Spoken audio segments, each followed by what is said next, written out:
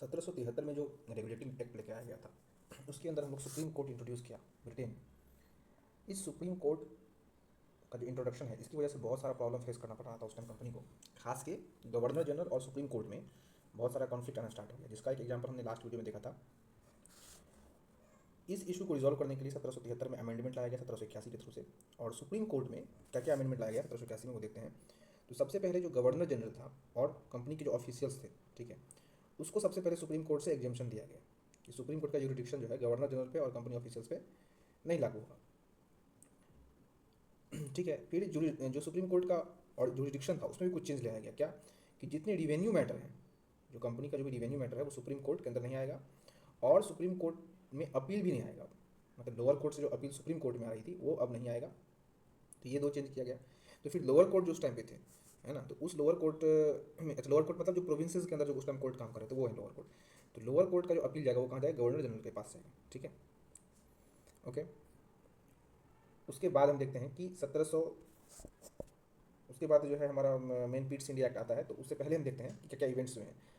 तो 1775 से 82 में, ठीक है, आपको पता है फर्स्ट एंग्लो मराठा वार हुआ है। उसके बाद 80-84 के टाइम सेकंड एंग्लो मैसूर वार है। ठीक है, और बहुत सारे छोटे मोटे युद्ध होते रहे, जिसके चलते क्या है, कंपनी का जो फाइनेंस है वो धीरे धीरे क्या हुआ, कम हुआ। कंपनी की जो फाइनेंसिंग है वो कम हुई। कंपनी जो था क्या था, शेयर होल्डर के बेस पे आधारित था। ठीक है, और भी बहुत सारी पॉलिटिकल कंट्रीवर्सीज बहुत सारे हुए, जैसे कि यहाँ पे जो, मतलब इंडिया में जो लोकल किंग्स थे, जो लोकल राजा थे, उसके साथ जो ट्रीटमेंट किया गया वो एक ब्रिटेन में कंट्रोवर्सी पैदा हुआ था। ब्रिटेन में इस पर बात बहुत सारी कंट्रोवर्सी हुई।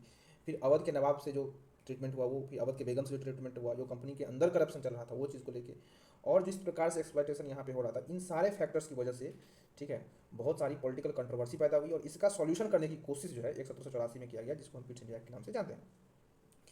पिट्स इंडिया एक्ट में सबसे पहले क्या किया गया, कंपनी का जो फंक्शन है इसको बिल्कुल दो तरीके में डिवाइड किया गया, रिकॉग्नाइज किया गया। कंपनी जो है कॉमर्शियल काम तो कर ही रही है, साथ में इसका पूरी तरीके से पॉलिटिकल नेचर हो गया। तो इसके फंक्शंस को जो है दो ब्रॉड कैटेगरी में क्या किया गया, बांटा गया।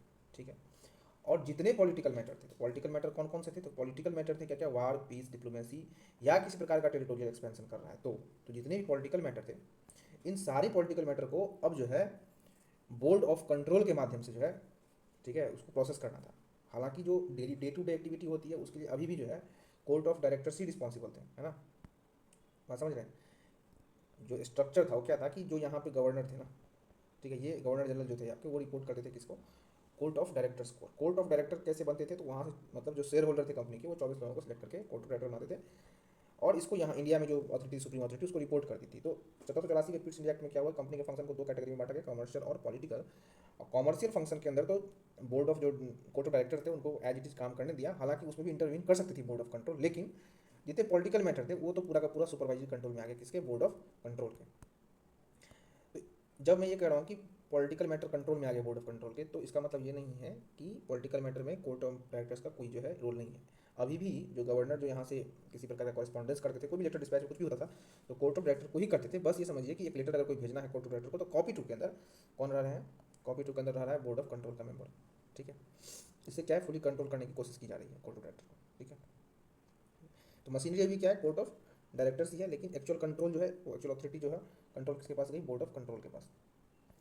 1784 के बाद 1786 में आपको 1773 से 85 तक जो है 12 साल लगभग वारन हेस्टिंग का टाइम रहा। बहुत सारा उस टाइम करप्शन हुआ, जो भी हुआ उसके चलते उस पर इम्पीचमेंट चला गया। और 1786 में कॉर्नवालिस आ गया। कॉर्नवालिस जो था वो मिलिट्री बैकग्राउंड का पर्सन था, कॉर्नवालिस, ठीक है, नेक्स्ट गवर्नर है।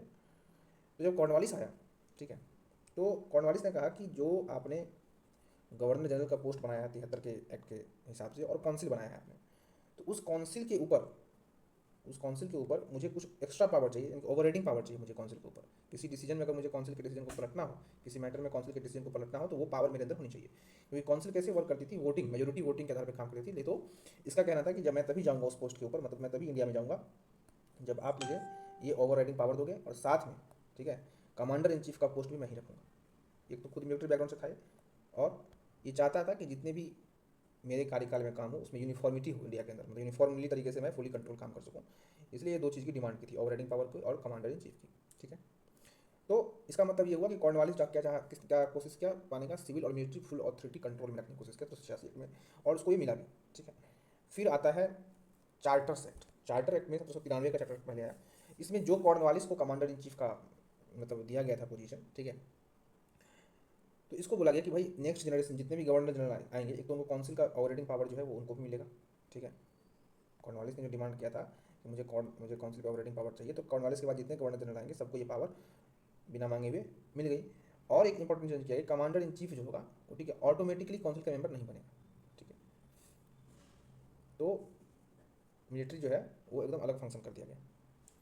और सेंट्रलाइजिंग जो है टेंडेंसी और बढ़ाने की कोशिश की गई, तो जितने गवर्नर थे मतलब दूसरे प्रोविंस, खास के दूसरे प्रोविंस मतलब मद्रास और बॉम्बे के, उनका जो है अधिक से अधिक पावर जो है गवर्नर जनरल के पास ट्रांसफर किया गया, ठीक है। उसके बाद उसमें एक इंपॉर्टेंट पॉइंट देख लीजिए चार्टर्ड एक्ट 1793 में कि बोर्ड ऑफ कंट्रोल और उसके स्टाफ का जो पेमेंट होगा वो कौन करेगा, इंडियन रिवेन्यू से होगा। जो भी ब्रिटिश पर्सन जो भी यहाँ पे इंडियन रिवेन्यू जनरेट करेंगे, उसी रिवेन्यू से बोर्ड ऑफ कंट्रोल और स्टाफ का पेमेंट होगा। ये कहाँ बैठे हैं, इंग्लैंड में बैठे हुए हैं, लेकिन पेमेंट यहाँ से होगा, क्योंकि ये मानना था पार्लियामेंट के कि भाई इसका जो मेन फंक्शन है वो इंडियन एडमिनिस्ट्रेशन से जुड़ा हुआ है, तो पेमेंट भी उसी के रिवेन्यू से किया जाए इसका, ठीक है। ओके, और कंपनी का जो कॉमर्शियल फंक्शन है, सब पहली बार 1793 में ऐसा बताया गया कि कंपनी का कॉमर्शियल फंक्शन जो है इसको हम एक्सटेंड कर रहे हैं कितने साल के लिए, 20 साल के लिए। 1793 के बाद 20 साल जोड़िएगा तो कौन सा होगा, 1813 आता है। तो नेक्स्ट चार्टर एक्ट आपका हो गया 1813। 1813 के अंदर सबसे पहले जो कंपनी की ट्रेड मोनोपोली थी, इसको क्या किया गया, खत्म कर दिया गया, ट्रेड मोनोपोली, ठीक है। ट्रेड मोनोपोली क्या हुई, खत्म हो गई। लेकिन चाइना के साथ ट्रेड में भी इसकी मोनोपोली है कंपनी की, और टीके में भी इसकी मोनोपोली है, ठीक है। उसके बाद कंपनी की जो हैसियत है वो क्या है, एक एडमिनिस्ट्रेशन संभालने वाला एक इंस्ट्रूमेंट बना क्राउन का, ठीक है। ये एक एडमिनिस्ट्रेटिव मशीनरी बन के यहाँ पे जो कंपनी की टेरिटरी थी उसकी, या जो ब्रिटिश टेरिटरी थी उसको संभालने का बस जिम्मा मिला, मोनोपोली खत्म कर दिया गया उसका।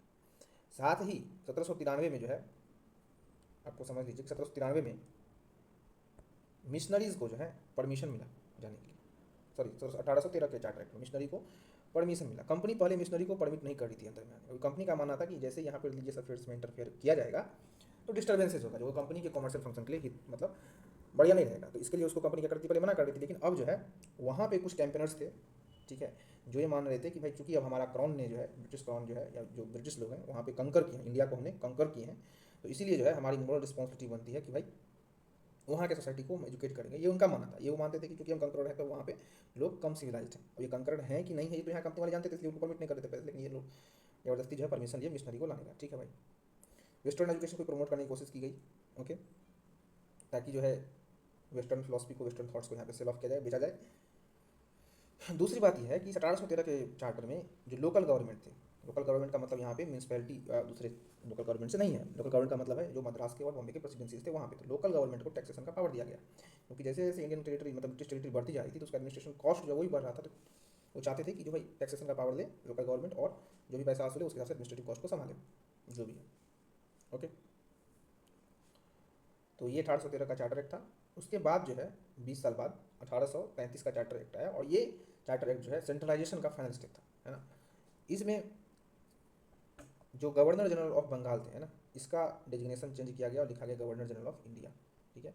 और पहले जो गवर्नर जनरल ऑफ इंडिया बना, पहला गवर्नर जनरल वो था लॉर्ड विलियम बेंटिक, ठीक है।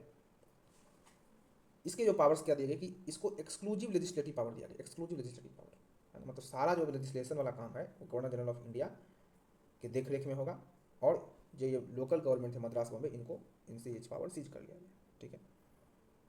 और काउंसिल में जो गवर्नर जनरल का जो काउंसिल था उसमें एक लॉ मेंबर को ऐड किया गया, ताकि जो लेजिस्लेटिव फंक्शन है उसको थोड़ा सा और ध्यान दिया जा सके, और टीबी मैकॉले जो है पहला लॉ मेंबर बना, है ना, ओके। उसके बाद जो है इंडियंस को भी एसोसिएट किया जाए इसके अंदर, है ना। इसके लिए ओपन कॉम्पिटिटिव का इंट्रोड्यूस करने की कोशिश किया गया, चार्टर एक्ट 1833 के अंदर ये इंट्रोड्यूस करने की कोशिश किया गया, लेकिन इसका बहुत सारा अपोजिशन इंपॉर्टेंट है कि बहुत अपोजिशन हो और फिर रोल बैक हो गया चीज़, है ना। 1833 के बाद जितने भी लॉज बने उसको एक्ट बोला गया, पहले रेगुलेशंस बोलते थे, ओके। फिर जो कंपनी का कॉमर्शियल फंक्शन है, 1813 में ऑलरेडी मोनोपोली खत्म कर दिया गया था, मतलब चाइना और टी में रहा इसका मोनोपोली था, लेकिन 1833 में इसका जो कॉमर्शियल मोनोपोली था, कॉमर्शियल फंक्शन था, उसको ही खत्म कर दिया गया, है ना। द एंड हो गया कॉमर्शियल फंक्शन, मतलब अब जो है सिर्फ पॉलिटिकल वर्क कर रही थी, और पॉलिटिकल वर्क में इसकी जो हैसियत रह गई वो क्या रह गई कि ब्रिटिश जो टेरिटरी था, है ना, क्योंकि 1784 ईस्ट इंडिया एक्ट में भी जितनी कंपनी पोजीशन था उसको ब्रिटिश टेरिटरी बोल दिया गया था, और अब 1833 से उस ब्रिटिश टेरिटरी का ये एक ट्रस्टी के रूप में कंपनी काम करेगी, ठीक है। इस टाइम जो है क्योंकि कंपनी शेयर होल्डर का था, उसका कमर्शियल फंक्शन एंड कर दिया गया, तो जो शेयर होल्डर थे कंपनी को उसका रेवेन्यू 10.5% या 10% के आसपास मतलब बढ़ा के दे दिया गया कि भाई वो लोग खुश हैं, ठीक है, ओके। उसके बाद हम आ जाते हैं नेक्स्ट चार्टर एक्ट पे, जो कि है चार्टर एक्ट 1853, ठीक है। चार्टर एक्ट 1853 में ये चीज़ रिकॉग्नाइज किया गया, इस चीज़ को महसूस किया गया कि जो लेजिस्लेटिव फंक्शन है वो क्या है, स्पेशल फंक्शन है, इसीलिए इसमें जो है स्पेशल जो है प्रोसेस होना चाहिए, और इसीलिए 6 नए काउंसिलर्स को ऐड किया गया। ओके, और जिसमें से 4 जो है वो लोकल गवर्नमेंट से लिया गया, 4 काउंसिलर्स को। तो लोकल गवर्नमेंट से कौन कौन से लिया गया, तो वहीं बम्बे, मद्रास, आगरा, बंगाल, ये सबसे लिया गया, और 6 काउंसिलर्स को मिला के जो है एक स्पेशल लेजिस्लेटिव फंक्शन तैयार किया गया। इसी को हम इंडियन लेजिस्लेटिव काउंसिल बोलने लगे बाद में, ठीक है। और इसकी जो स्टाइल थी काम करने की वो बिल्कुल ब्रिटिश पार्लियामेंट्री तर्ज पे काम कर रहा था, उसका मिनिएचर था टाइप का। ओके, अब यहाँ से देखना पड़ेगा कि देखिए अभी जो है उस टाइम तक लोकल गवर्नमेंट कैसे था कि देखिए किस तरह की चीज़ें थी, प्रोविंसेस थी और प्रेसिडेंसीज थी, है ना। तो प्रेसिडेंसीज के जो हेड होते थे वो गवर्नर था, और प्रोविंसेस में एलजी हुआ करता था, ठीक है। जैसे कि नॉर्थ वेस्टर्न प्रोविंसेस था तो उसका जो हेडक्वार्टर जहाँ आगरा था, बाद में इलाहाबाद शिफ्ट हो गया, तो नॉर्थ वेस्टर्न प्रोविंसेस का जो हेड था वो कौन था, एलजी था, है ना। और 1854 में, क्योंकि आपको पता है कि 1853 चार्टर एक्ट के जो इंट्रोड्यूस किया गया था, ठीक है, और उससे भी कहीं पहले अब यहाँ देखिए कि 1833 के एक्ट में ही governor general of Bengal, governor general of India बनाया गया था। तो बंगाल पे उसका फोकस उतना नहीं रहेगा, है ना। तो बंगाल प्रेसिडेंसी के लिए जो है, यानी कि बंगाल प्रॉपर के लिए एक एलजी बना दिया गया था। तो ये एलजी क्या है, तो बता दिए कि एलजी जो है जो प्रोविंसेज हैं उसके हेड बनाया गया, और प्रेसिडेंसी के लिए गवर्नर था, ठीक है। उसके बाद कंपनी का जो ट्रस्टीशिप था, इसमें आपको बताया कि 1833 में ही जो है कॉमर्शियल फंक्शन जो है कंपनी का जो है ख़त्म हो गया था, और पॉलिटिकली जो है एक ट्रस्टी की तरह ब्रिटिश टेरिटरी का ट्रस्टी की तरह काम करने लगा। तो 1853 में जो है कंपनी का जो ट्रस्टी वाला बोर्ड था उसको एक्सटेंशन दिया गया, ठीक है, लेकिन पीरियड नहीं बताया कि कब तक जो है आप ट्रस्टी बने रहिएगा। तो कहीं ना कहीं आप देखिए 1853 से ही झलकने लगा था कि कंपनी अब जाने वाली है, और जो 1858 के बाद खत्म हुई थी। जितने सिविल सर्वेंट्स का रिक्रूटमेंट होना था भारत में, मतलब ब्रिटिश गवर्नमेंट इन इंडिया के लिए, उसके लिए ओपन कॉम्पिटिटिव एग्जाम का प्रपोजल आया, और उसमें इंडियंस को भी लाने की कोशिश कर गई थी, देखिए जो बहुत टफ था, जो एक्चुअल में हो नहीं पाया। लेकिन 10 साल बाद 1853 में आईसीएस में पहली बार सत्येंद्रनाथ टैगोर जो है बने, एक आईसीएस बने, ठीक है।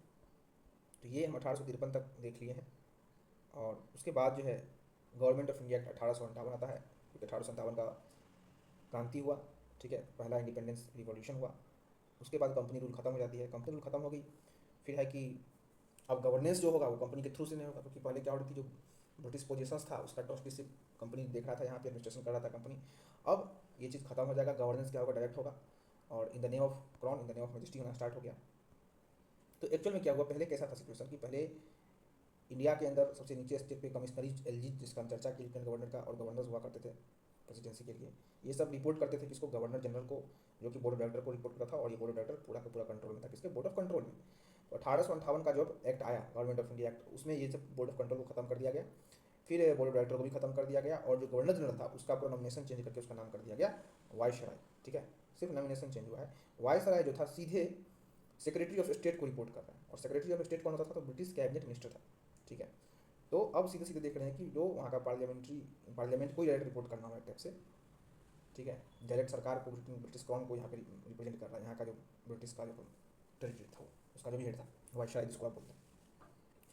सेक्रेटरी ऑफ स्टेट जो बनाया गया उसको एक काउंसिल दी गई 15 मेंबर की, ठीक है। ये असिस्ट करता सेक्रेटरी ऑफ स्टेट को, और वायसराय सीधे रिपोर्ट करता सेक्रेटरी ऑफ स्टेट को, ठीक है।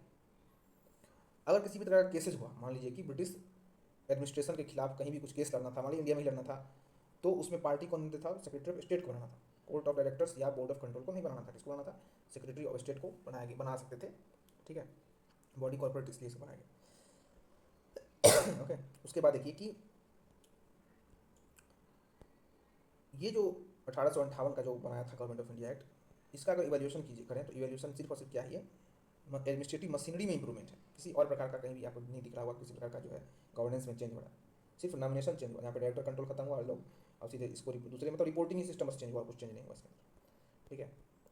उसके बाद देखिए कि आते हैं काउंसिल एक्ट्स 1861 में आया, फिर 92 और 1909, ठीक है।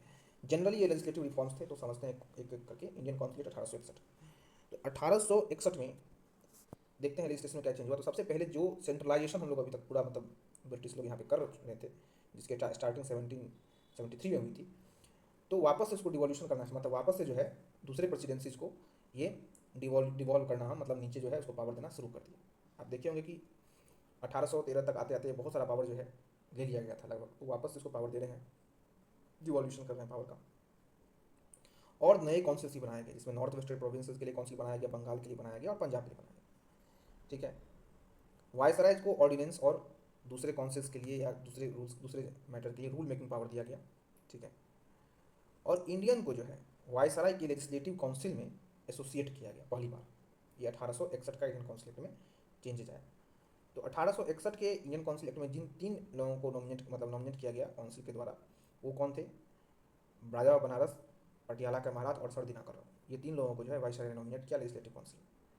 उसके बाद आता है इंडियन काउंसिल एक्ट 1892। तो जो नॉन ऑफिशियल लेजिस्लेटिव मेंबर थे, ठीक है, नॉन ऑफिशियल लेजिस्लेटिव मेंबर जो थे इंडियन लेजिस्लेटिव काउंसिल के अंदर, उसकी जो संख्या थी उसको बढ़ाई गई, लेकिन अभी भी जो है वो माइनॉरिटी में थी, और ऑफिशियल जो काउंसिल मेंबर थे वो मेजोरिटी में थे।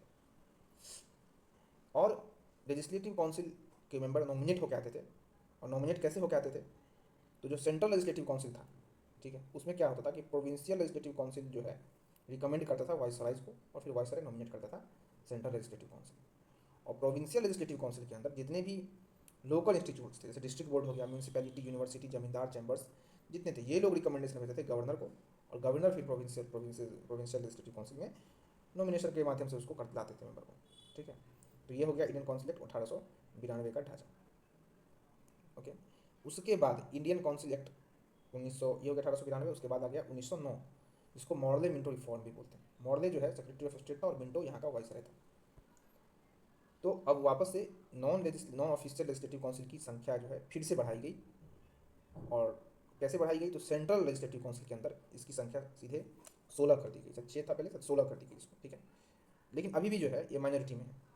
और प्रोविंसेस के अंदर जो है ये चूँकि नॉन यूनिफॉर्म था, हर प्रोविंसेस में अलग अलग संख्या थे मेंबर्स के, लेकिन प्रोविंसेस में मेजोरिटी नंबर्स जो है नॉन ऑफिशियल मेंबर्स का, इसको अलाउ कर दिया गया कि यहाँ पे मेजोरिटी में हो सकते हैं। ठीक है,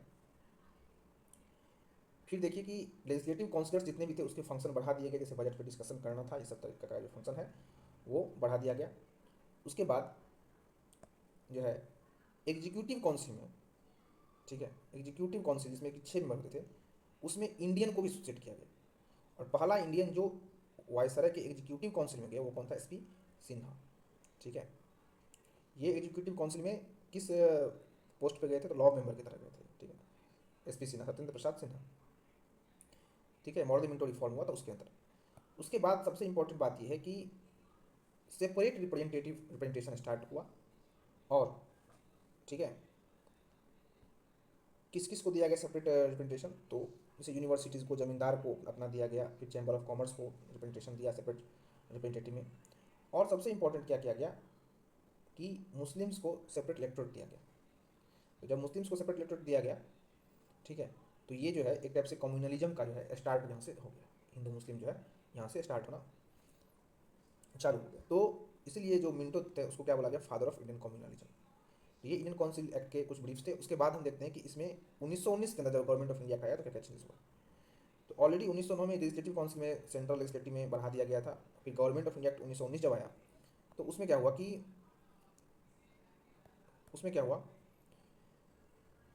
कि इसको सेंट्रल जो लेजिस्लेटिव था काउंसिल, उसको अपना सेपरेट सब्जेक्ट मिल गया एडमिनिस्ट्रेशन के लिए। ठीक है, और वहाँ पे बाई कैमरलिज्म इंट्रोड्यूस किया गया। ठीक है, मतलब 2 सदन लाया गया, अपर हाउस और लोअर हाउस। ठीक है, और बाई कैमरलिज्म सिस्टम के अंदर डायरेक्ट इलेक्शन होना, मतलब डायरेक्ट इलेक्शन स्टार्ट हुआ पहली बार। ठीक है, और आते हैं प्रोविंसेस के ऊपर। जो गवर्नमेंट ऑफ इंडिया एक्ट 1919 में प्रोविंसेस में क्या चेंज हुए? तो प्रोविंसेस में प्रोविंस को चूँकि अपना सेपरेट सब्जेक्ट मिल गया था, तो उस सब्जेक्ट के अंदर भी 2 कैटेगरी किए गए, ट्रांसफर सब्जेक्ट और रिजर्व सब्जेक्ट। तो ट्रांसफर सब्जेक्ट और रिजर्व सब्जेक्ट का एडमिनिस्ट्रेशन जो है, दोनों हेड जो कौन रहेगा? एग्जीक्यूटिव हेड गवर्नर ही रहेगा। लेकिन किसके थ्रू से करना था? तो ट्रांसफर सब्जेक्ट जो है मिनिस्टर होते थे जो जितने भी, ठीक है, उसके थ्रू से करना था। और रिजर्व सब्जेक्ट का जो एग्जीक्यूटिव काउंसिल मेंबर थे प्रोविंसेस में, उसके थ्रू से करना था। ये मिनिस्टर जो थे रिस्पॉन्सिबल थे, मतलब लेजिस्लेटिव काउंसिल का। और जो एग्जीक्यूटिव काउंसिल एडमिनिस्ट्रेशन करता था जो भी सब्जेक्ट, वो इरिस्पॉन्सिबल था। किसके लिए रिस्पॉन्सिबल था? लेजिस्लेटिव से उसको कोई मतलब नहीं था। ठीक है, तो ये डायरकी प्रोड्यूस हुआ जो बिल्कुल फेल हुआ प्रोविंसेस में, है ना। फ्रेंचाइज जो है थोड़ा लिमिटेड फ्रेंचाइज इंट्रोड्यूस किया गया, जैसे कि टैक्स के बेस पे, एजुकेशन के बेस पे। सेक्रेटरी ऑफ स्टेट जो था, है ना, उसका जो कुछ फंक्शन है हाई कमिश्नर इन लंदन, उसको ट्रांसफर किया गया गवर्नमेंट ऑफ इंडिया के 1919 में। और central public service commission introduce किया गया पहली बार। ठीक है, और 1919 में बताया गया कि एक स्टेचुटरी कमीशन रिव्यू के लिए वापस से 10 साल बाद अपॉइंट की जाएगी, जिसको हम साइमन कमीशन के रूप में जानते हैं। ठीक है, तो ये गवर्नमेंट ऑफ इंडिया एक्ट 1919 से कुछ ब्रीफ थे। और एक सबसे important government of India act 1919 में, 1909 में तो पहले ही सेपरेट इलेक्टोरेट इंट्रोड्यूस कर दिया गया था मुस्लिम के लिए, और गवर्नमेंट ऑफ इंडिया एक्ट 1919 में इसको और इनलार्ज कर दिया गया सेपरेट इलेक्टोरेट को, सिक्स के लिए, एंग्लो इंडियन के लिए, इंडियन क्रिश्चियंस के लिए, यूरोपियन के लिए। पहले सिर्फ मुस्लिम के लिए था, अब 1919 में उसको और ज़्यादा ब्रॉड कर दिया गया। ठीक है, तो ये 1919 तक की कहानी होगी। फिर 1919 में एक डाला गया था प्रोविजन की 10 साल बाद उसका रिव्यू होगा, और उस प्रोविजन के तहत जो है साइमन कमीशन भारत में आया, लेकिन 2 साल पहले आ गया, कब, 1927 में ही आ गया। ठीक है, 1927 में ही आ गया वो। और जब वो कमीशन आया, बिल्कुल ऑल वाइट कमीशन था, उसका पूरा अपोजिशन हुआ, और कमीशन ने अपना रिकमेंडेशन, अपना रिपोर्ट जो है 1930 में दिया। उस 1930 में उसने बताया कि जो प्रोविंसेस के अंदर 1919 में डायरेक्टली इंट्रोड्यूस किया गया वो पूरी तरीके से फेल है, इसीलिए इसको पहले तो खत्म कर दो। ठीक, उसके बाद उसने बताया कि जो प्रोविंशियल गवर्नमेंट है उसको फुली रिस्पॉन्सिबल बना दो, क्योंकि पता है कि 2 सब्जेक्ट था उसमें, और खास के जो रिजर्व सब्जेक्ट था उसके लिए उसके एडमिनिस्ट्रेशन जो एग्जीक्यूटिव काउंसिलर्स कर रहे थे वो रिस्पॉन्सिबल नहीं थे लेजिस्लेटिव काउंसिल के लिए। तो इसने बोला कि नहीं भाई, अब जो है आप प्रोविंसेस में फुल्ली रिस्पॉन्सिबल गवर्नमेंट दीजिए, मतलब रिजर्व सब्जेक्ट का एडमिनिस्ट्रेशन भी जो है मिनिस्टर्स करें, और वो जो कि रिस्पॉन्सिबल हो लेजिस्लेटिव काउंसिल से। ठीक है, कॉमनल इलेक्टोरेट जो रहा उसको बोला कंटिन्यू कर दो, इसके बारे में उसका राय था साइमन कमीशन का, कॉमनल इलेक्टोरेट जो हमने इंट्रोड्यूस किया है उसको कंटिन्यू रखो, ये पूरा बदमाशी है एक तरफ से। ठीक है, और इसने जो भी रिकमेंडेशन दिया, इस रिकमेंडेशन पर डिस्कशन के लिए ब्रिटिश पार्लियामेंट ने यहाँ के लोगों को इनवाइट किया, जिसको हम जानते हैं राउंड टेबल कॉन्फ्रेंस के नाम से, और टोटल 3 राउंड टेबल कॉन्फ्रेंस हुई। ठीक है, और इस कॉन्फ्रेंस के आधार पे एक वाइट पेपर तैयार किया गया, जिसको रेफर कर दिया गया वो ब्रिटिश पार्लियामेंट के एक कमेटी को, ज्वाइंट सेलेक्ट कमेटी को। ठीक है, और उसको आधार बना के वो उन्होंने अपना रिपोर्ट का, उसके मतलब इस पार्लियामेंट्री कमेटी के रिपोर्ट को आधार बना के गवर्नमेंट ऑफ इंडिया एक्ट 1935 लाया गया, जिसका कि बहुत बड़ा पोर्शन हमारे कॉन्स्टिट्यूशन में भी यूज़ किया गया। ठीक है, तो ये था साइमन कमीशन की बात।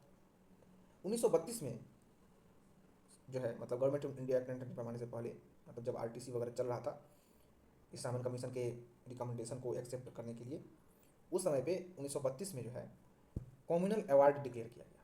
उसके तहत जो है इंडिया में जो शेड्यूल कास्ट थे, जो बैकवर्ड शेड्यूल कास्ट थे, उसको जो है सेपरेट इलेक्टोरेट दिया गया। 1909 में इंट्रोड्यूस किया गया सेपरेट इलेक्टोरेट को मुस्लिम्स के लिए। 1919 में उसको और ज़्यादा ब्रॉड किया गया, सिक्स के लिए, एंग्लो इंडियन के लिए, क्रिश्चियंस के लिए। 1919 में जो है ब्रॉड किया गया। फिर 1900 जो है 19 का जब रिव्यू हुआ साइमन कमीशन, तो उसमें बोला कि कम्युनल इलेक्टोरेट जो है इसको कंटिन्यू करो। और 1932 में जो कम्युनल अवार्ड दिया गया उसमें जो है शेड्यूल कास्ट के लिए भी जो है अलग से इलेक्टोरेट होना चाहिए, ऐसा डिक्लेयर किया। ठीक है, तो जब ये डिक्लेयर किया तो यहाँ पे बहुत ज़्यादा हंगामा हुआ, और उसमें जो है गांधी जी और भीमराव अंबेडकर साहब के बीच में एक जो है क्या हुआ कि राजीनामा हुआ, जिसको पूना पैक्ट नाम से जाना जाते हैं, जिसमें उन्होंने कहा कि ठीक है भाई, हिंदू लोग जो है अपना अलग अलग जो है उसमें जात में बट के जो है इलेक्टोरेट जो है नहीं मांगेंगे सेपरेट इलेक्टोरेट, और उन्होंने अपना एक ज्वाइंट डिमांड, ज्वाइंट जो है रिप्रेजेंटेशन दिया, मतलब ज्वाइंट हिंदू रिप्रेजेंटेशन रहेगा, ज्वाइंट इलेक्टोरेट रहेगा हिंदू का। ठीक है, और इस हिंदू ज्वाइंट इलेक्टोरेट में ही शेड्यूल कास्ट आएंगे और उनको वहाँ पे रिजर्वेशन हम दे देंगे। तो इस आधार पर पूना पैक्ट हुआ। ठीक है, और इसके बाद आता है गवर्नमेंट ऑफ इंडिया एक्ट 1935, जिसमें बहुत सारी बातें बताई गई, लेकिन कुछ भी उसमें इम्प्लीमेंट ज़्यादा नहीं हुआ। हालांकि ये एक आधार बना कॉन्स्टिट्यूशन के लिए, कॉन्स्टिट्यूशन में बहुत सारे प्रोविजंस यहाँ से आए हैं। इसमें बोला गया कि सबसे पहले जो है काउंसिल ऑफ इंडिया, जो कि सेक्रेटरी ऑफ स्टेट को असिस्ट करने के लिए था, उसको खत्म करो और वहाँ पे एडवाइजर्स को रिक्रूट करो। ठीक है, एडवाइजर्स उसकी जगह रखो। उसके बाद आ जाइए इंडिया के, उन्होंने बोला कि ऑल इंडिया फेडरेशन बनाओ, जिसमें इस फेडरेशन में कौन कौन रहेंगे, तो प्रोविंसेज रहेंगे और प्रिंसली स्टेट्स रहेंगे, जो ये भी चीज़ नहीं हुआ, ये प्रिंसली स्टेट माने ही नहीं। उसके बाद जो है 3 लिस्ट बनाया गया सब्जेक्ट्स का, फेडरल लिस्ट बनाया गया, जिसमें कुछ सब्जेक्ट्स रहेंगे प्रोविंशियल, जो प्रोविंशियल गवर्नमेंट एडमिनिस्ट्रेशन करेगी, और कुछ कंकरेंट बनाया गया। ठीक है, उसके बाद प्रोविंसेज में बताया गया कि डायरकी को खत्म कर दिया जाएगा, रिस्पॉन्सिबल गवर्नमेंट इंट्रोड्यूस किया जाएगा, और जो ऑटोनोमस होगी अपनी स्फीयर में। ठीक है, 6 प्रोविंसेज में बाइकैमरलिज्म इंट्रोड्यूस किया गया, जिसमें आसाम, बिहार, बंगाल, यूनाइटेड प्रोविंस, मद्रास और बॉम्बे आया। ठीक है, इसमें बाइकैमरलिज्म इंट्रोड्यूस किया गया, 2 सदन हुए इसके अंदर। ठीक है भाई, कॉमनल इलेक्टोरेट जो था उसको और ज़्यादा स्ट्रेंथन कर दिया गया, मतलब वापस जो पूना पैक्ट हुआ था उसको ब्रिटेन ने नहीं माना, शेड्यूल कास्ट के लिए उन्होंने वापस से इंट्रोड्यूस किया कॉमनल इलेक्टोरेट, वुमेन के लिए भी किया और लेबर के लिए भी किया। उसके बाद गवर्नमेंट ऑफ इंडिया 1925 में आरबीआई इंट्रोड्यूस किया गया, फेडरल कोड जो 37 में आया उसको इंट्रोड्यूस किया गया, और इन सब के बाद लास्ट में आता है इंडियन इंडिपेंडेंस एक्ट 1947। क्लीमेंट एटली ने 20 फरवरी 1947 को ये अनाउंसमेंट किया कि ब्रिटिश पार्लियामेंट्री कंट्रोल जो है, जो क्राउन का कंट्रोल है, वो 30 जून 1948 को खत्म हो जाएगा। ठीक है, और इसके बाद मुस्लिम लीग ने, मतलब इस अनाउंसमेंट के बाद 20 फरवरी 1947 के बाद मुस्लिम लीग ने अपना पूरा एजिटेशन स्टार्ट कर दिया गया, और इन्होंने फिर बोला 3 जून 1947 को बोला, 20 फरवरी 1947 को तो उन्होंने अनाउंस कर दिया कि भाई खत्म करेंगे, और 3 जून को फिर उन्होंने बोल रहा है कि जो कॉन्स्टिट्यूएंट असेंबली 46 में आप लोग बनाए हैं या बनाया गया है, उसके द्वारा जो भी कॉन्स्टिट्यूशन बनेगा वो किसी भी प्रोविंस पे बाइंडिंग नहीं होगा अनलेस अनटिल वो एक्सेप्ट नहीं कर लें। ठीक है, मतलब सबको फ्री विल दे दिया गया। फिर जो है उसके बाद बहुत सारा बीच में इवेंट्स आता है और इंडियन इंडिपेंडेंस एक्ट पास हुआ। इंडियन इंडिपेंडेंस एक्ट 1947 पास किया गया, ठीक है। और ये जान लीजिए कि 3 जून 1947 को ही जब ये बात बताई गई कि कॉन्स्टिट्यूंट असेंबली के द्वारा पास किया हुआ कॉन्स्टिट्यूशन किसी पे बाइंडिंग नहीं होगा, उस दिन माउंटबेटन प्लान भी जो है प्रपोजल में आया और जिसका इफेक्ट हुआ कि इंडियन इंडिपेंडेंस एक्ट 1947 पास किया गया, जिसके कुछ मुख्य प्रोविजन समझ लीजिए कि अब से जो है प्रिंसली स्टेट सारे फ्री हो जाएंगे, सेक्रेटरी ऑफ स्टेट वाला खत्म हो गया लोचा, ठीक है। और सारा जो इसका फंक्शन है वो ट्रांसफर कर दिया गया दूसरे सेक्रेटरी जो थे ब्रिटेन में, जो कॉमनवेल्थ अफेयर देखेगा उसको ट्रांसफर कर दिया, ठीक है। 2 डोमिनियंस बनाए गए, ठीक है, जो खुद इंडिपेंडेंट और सोवरेन होंगे 15 अगस्त 1947 से, जिसमें इंडिया और पाकिस्तान है बना। फिर इसको पावर दिया गया कि भाई आप लोग इस तरह का अपना अपना एक्ट बनाओ अपना कॉन्स्टिट्यूंट असेंबली में, जब तक कि और जब तक नहीं बना तब तक जो है 35 का रूल फॉलो करो। और पावर दे दिया गया कि अगर आप चाहें तो ये जो एक्ट 1947 का हम बना रहे हैं इसको भी आप रिपील कर सकते हैं, ठीक है। तो ये सब बातें जो है मुख्य मुख्य आ गई इंडियन इंडिपेंडेंस एक्ट 1947 में। और इस तरह से हमने अभी बेसिक तरीके से रिवाइज कर लिया कॉन्सेप्ट को, historical background of our constitution.